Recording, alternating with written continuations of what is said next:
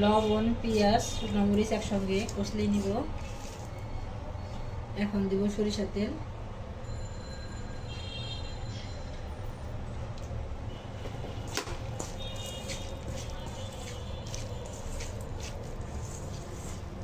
এটা বানাবো টমেটো ভর্তা।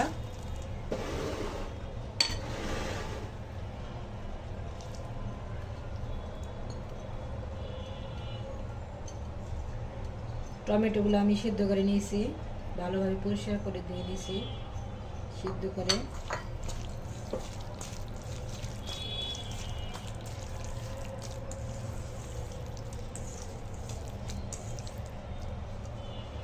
এখন দেব ধনিয়া পাতা,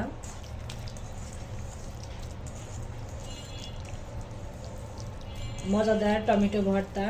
এই তো আমার রেডি। এভাবে বানিয়ে খাই দেখবেন কেমন লাগে। এই তো দেখুন কত সুন্দর লবণীয় হয়েছে।